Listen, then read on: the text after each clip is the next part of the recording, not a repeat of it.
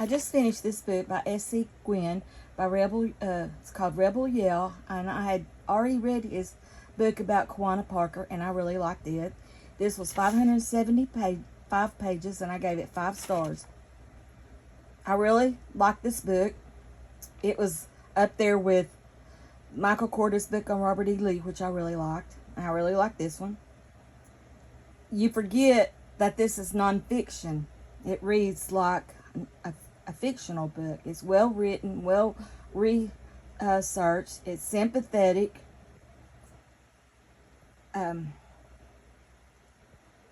Stonewall Jackson was deeply religious. He wasn't well liked as an instructor. They called him Tom Fool.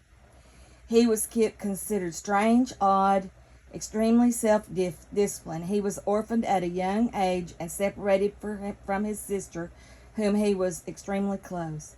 He graduated in 1946 from West Point, along with McClellan and a bunch of others. I think it said there were 30 people that in that graduating class. I may be mistaken, maybe 20 or 30, that became generals in the Civil War.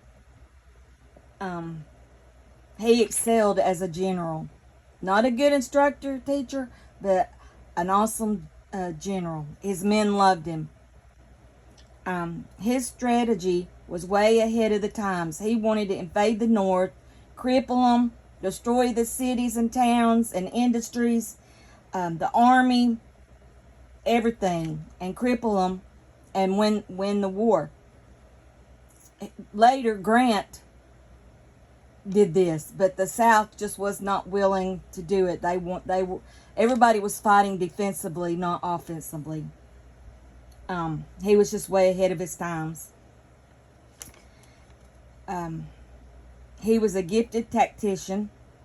He could move an army faster than anybody else. The North never knew where he was at or what he was doing, which was in his favor. He could access an opponent's weakness and strengths.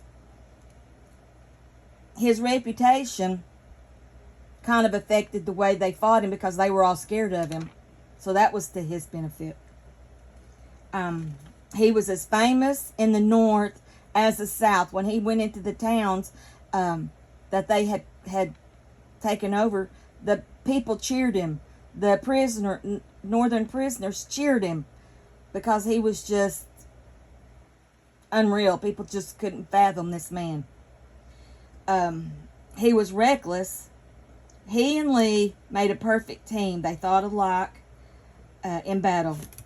Lee's orders were just automatically understood by Jackson. There didn't have to be any explanation. He just knew what Lee wanted. They worked great as a team. He was rigid and kept his officers uninformed, which they complained about because he never let them know what was going on. He had fierce loyalty from his soldiers. Sadly, he was shot by his own men and never got to meet Grant in battle. People say that a battle between him and Grant would have just been something else because they thought alike. If he had only been at Gettysburg, Lee and some other generals thought that the South might have won Gettysburg. Probably not the war, but they would have won Gettysburg if General Jackson had just been there. And the casualties may not have been as much. This book shows all sides of Jackson, the good and the bad. It's intense, sad, emotional, and the nickname Stonewall fits him perfectly because he was a stone wall during battle.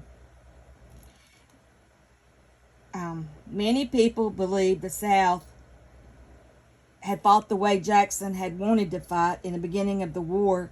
We would have won. We would have won early. But sadly, that wasn't the way. This was a very good book. I highly recommend it. It's really easy to read, follow, keep up with who is who, and what a man. That's all I can say is what a general, what a soldier, what a fighter. what a man of God.